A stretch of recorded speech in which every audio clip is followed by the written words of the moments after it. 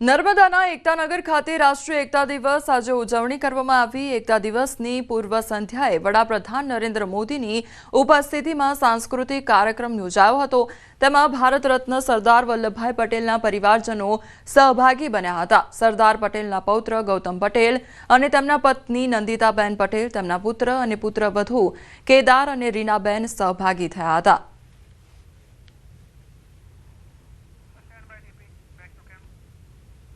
केंद्रीय गृहमंत्री Amit Shah दिल्हीना major Dhyanchand stadium में एकता दौड़ने लीली झंडी आपी है।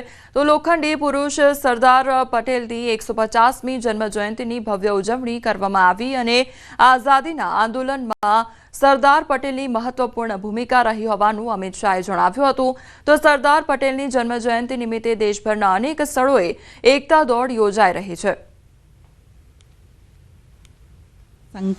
आज का दिन हम सब के लिए विशेष दिन है। हर 31 अक्टूबर को 2014 से लेकर आज 2025 तक हम एकता दौड़ सरदार पटेल साहब के सम्मान में आयोजित करते हैं। परंतु आज सरदार साहब का 150वां जयंती है और इस विषय पर इसको मद्देनजर रखते हुए माननीय प्रधानमंत्री जी ने तय किया है कि इसको एक विशेष आयोजन के रूप में देश भर में मनाया जाएगा। बिहार में योजानार चूंटणी ने लई केंद्रीय जलशक्ति मंत्री सीआर पाटीले अमरोली में बिहारवासीओ साथे वर्च्युअली संबोधन कर्युं। सीआर पाटीले एनडीए सरकार बनाववा हाकल करी। તેમણે સંબોધન કરતા જણાવ્યું કે અમરોલીમાં રહેતા તમામ બિહારવાસીઓ બિહાર પોતાના સંબંધીઓને ફોન કરે અને બિહારમાં એનડીએની સરકાર બનાવે તો બિહારનો સાચો વિકાસ ભાજપ સાથે છે। તો પૂર્વ મંત્રી મુકેશ પટેલે જણાવ્યું કે સુરતમાં તમામ રાજ્યોના લોકો વસવાટ કરે છે, અહીં બિહારના લોકો પણ રહે છે, ત્યારે બિહારમાં એનડીએ સરકાર બને તેવા પ્રયત્નો કરીએ।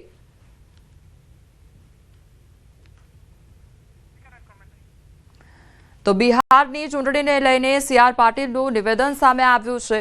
तो बिहार चूंटणीने लईने अमरोलीमां सभा पण संबोधवामां आवी हती।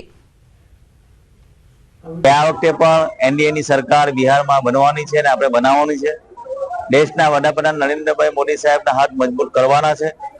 साथे साथे नीतीश कुमारे जे काम कर्युं छे एने साथे ध्यानमां राखीने तमाम लोकोए અહીંયાના જેટલા લોકો છે એમના સગાવાલાઓને લઈને મિત્ર મંડળ લઈને તમામ લોકોને ફોન કરીને 6 તારીખ અને 11 તારીખે એનડીએ ને વોટિંગ કરવા માટે અને સાથી પક્ષોને વોટિંગ કરવા માટે भी પાટીલ સાહેબે વિનંતી કરી છે।